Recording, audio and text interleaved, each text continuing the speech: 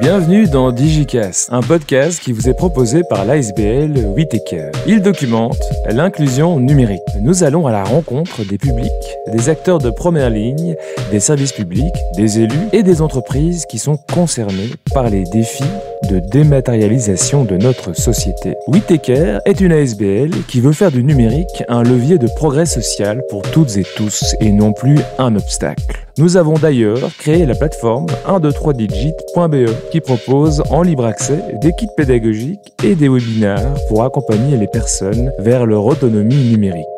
Bonne écoute!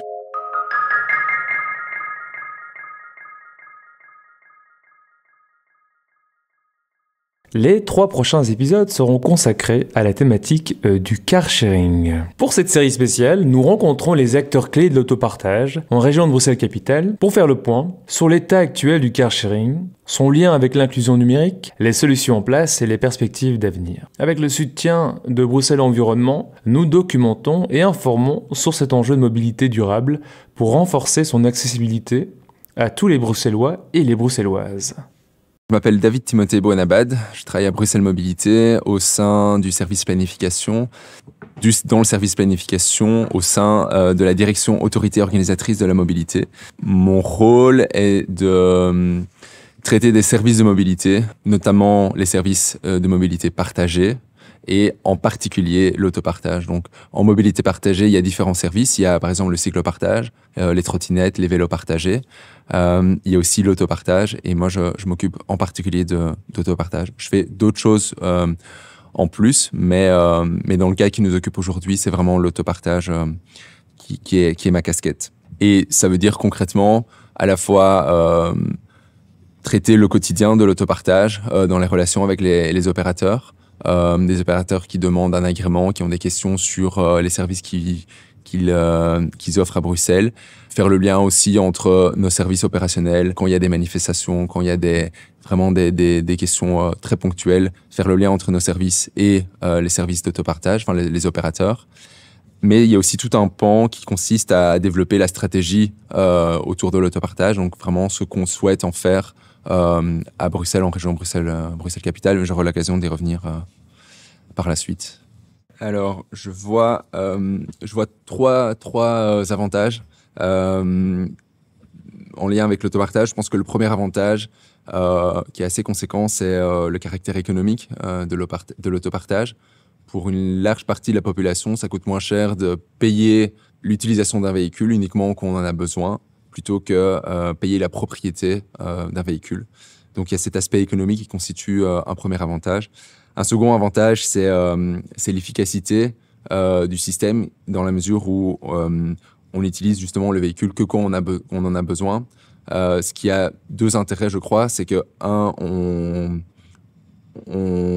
peut utiliser toute une série d'autres moyens de déplacement qu'on n'a pas besoin d'une voiture et on ne se sent pas obligé d'utiliser sa voiture tout le temps parce qu'on l'a et parce qu'on a aussi envie de rentabiliser le coût de la voiture. Donc là, il y a une certaine forme d'efficacité. Et puis, ça ouvre la palette aussi du nombre du type de véhicules auquel on a accès, puisque les opérateurs ont une gamme relativement large de véhicules différents. Et ça va de la voiture citadine aux véhicules utilitaires. Et donc, en fonction de ses besoins, on peut avoir le véhicule adapté. Et donc, en ça, c'est aussi efficace. Et puis, j'avais noté la question de l'absence de soucis liés à la propriété du véhicule, mais c'est déjà abordé dans les 2 autres cas. Mais donc, très concrètement, on ne doit pas chercher, en fonction des systèmes, on ne doit pas chercher de place de stationnement au retour. On ne s'occupe pas de la question du paiement du stationnement quand on se stationne à Bruxelles. Tous des éléments comme ça qui font que c'est assez efficace et assez économique. Le premier frein, c'est lié au profil de chacun. Et c'est vrai que quand une personne a un usage intensif de la voiture, l'autopartage peut ne pas être intéressant dans ce cas-là. Parce qu'il n'est pas assez économique, justement, parce que dans le cas d'un usage intensif d'une voiture, eh bien, il n'est pas moins cher de payer à chaque utilisation, mais il est moins cher d'être propriétaire de sa voiture. Mais donc ça dépend vraiment du profil de chacune des personnes. Et puis, en termes d'usage intensif, il y a évidemment l'usage intensif objectif et puis l'usage intensif subjectif. Certaines personnes pensent avoir un usage intensif d'une voiture, pensent à être avoir besoin réellement de leur voiture sans que ce soit objectivement le cas. Mais donc, dans les cas d'usage intensif, c'est vrai que ce n'est pas nécessairement la solution la plus appropriée. Reste que une large partie de la population n'est pas dans cette situation d'usage intensif de la voiture ou de besoin intensif d'une voiture. Et donc, pour une large partie de la population, l'autopartage est une réelle solution. Un grand nombre de services d'autopartage sont maintenant accessibles essentiellement ou exclusivement par smartphone. Et donc, ça exclut de facto une partie de la population qui soit n'a pas de smartphone, soit n'a pas de connexion Internet, soit a les deux, mais n'est pas à l'aise dans l'utilisation avec cet outil-là. Et donc, il y a un réel lien entre des personnes qui sont en situation de vulnérabilité économique et qui, de ce fait-là, n'ont pas la possibilité d'avoir recours au service d'autopartage. Reste qu'il y a certains opérateurs qui, pour des raisons historiques, mais aussi des positionnements, c'est à la fois pour des raisons historiques, mais à la fois de façon volontaire, ont laissé une partie de leurs services, ou l'ensemble de leurs services, accessibles sans smartphone. C'est pas la majorité des opérateurs et c'est pas la majorité des véhicules actuellement présents sur Bruxelles. Donc, je dirais que c'est pas obligatoire. Il y a des solutions qui existent pour les personnes qui ne sont pas à l'aise avec le numérique ou qui n'y ont pas accès. Donc, c'est pas obligatoire parce qu'il y a des solutions qui existent. Mais je pense que globalement, le fait d'être à l'aise avec ces technologies-là et y avoir accès rend l'usage de l'autopartage plus facile et peut-être plus intuitif également. En tout cas, il y a moins de barrières mentales, je dirais, pour passer à l'autopartage à l'heure actuelle. On a une étude de 2020 qui montre que globalement, les utilisateurs d'autopartage, que ce soit l'autopartage en boucle, type Cambio ou Getaround, ou l'autopartage en flotte libre, type Miles et Poppy, eh bien, dans les deux cas, en 2020, on observait que c'était généralement des hommes blancs qui ont la trentaine et qui sont relativement bien éduqués. C'est le profil type. Évidemment, il y a un certain nombre d'exceptions si on prend les cas individuellement, mais c'est vraiment le profil type qu'on observait en 2020. Et donc, on voit là le lien avec la fracture numérique, puisque ce sont des gens qui, a priori, ont une certaine aisance numérique, et on ne retrouve pas dans ce profil des gens qui sont en situation de vulnérabilité numérique. Reste qu'on a le sentiment que maintenant, le profil s'est quand même diversifié au cours des derniers mois, des dernières années. Sur l'histoire de la mobilité partagée, finalement, en 2020, c'était il y a relativement longtemps. Entre-temps, il y a eu d'autres services qui sont apparus dans Bruxelles, que ce soit en matière d'autopartage, donc d'autres acteurs, d'autres offres, mais aussi dans la mobilité partagée au sens le plus large, donc des nouveaux services de trottinettes, de vélos qui ont rendu la mobilité partagée peut-être plus mainstream, plus courante.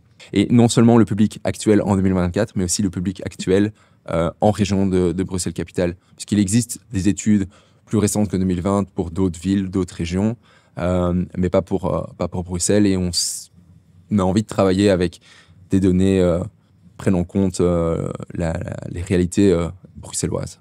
C'est une enquête qu'on réalise auprès des usagers et qui est relayée par les opérateurs. On fait la même chose en matière de cyclopartage, donc les utilisateurs de trottinettes, de vélos partagés, et j'anticipe peut-être déjà la question suivante, mais par anticipation, par évolution dans l'offre, c'est globalement l'arrivée en 2022 d'un nouvel opérateur. Enfin, à l'époque, c'était deux, il y en a un qui est reparti, mais donc d'un nouvel opérateur en flotte libre.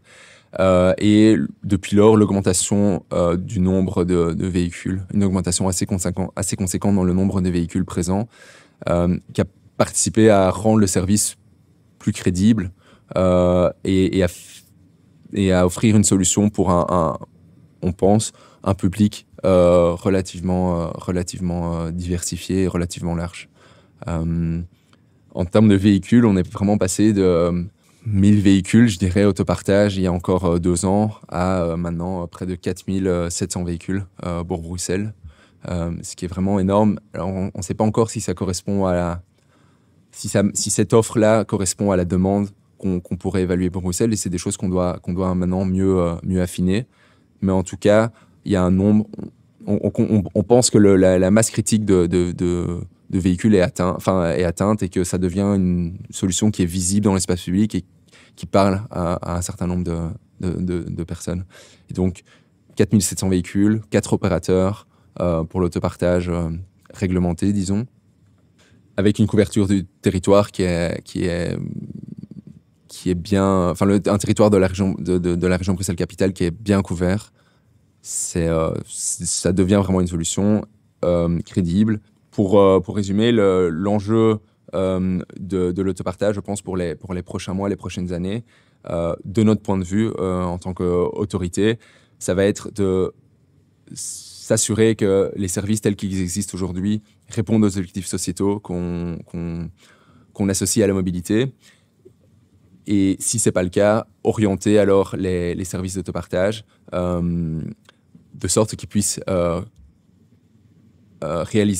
participer à la réalisation de ces objectifs. Donc ça va être ça vraiment l'enjeu pour les prochains mois, pour les prochaines années. En autopartage, il y a parfois des débats sur quel est le plus vertueux entre l'autopartage en boucle ou l'autopartage en flotte libre.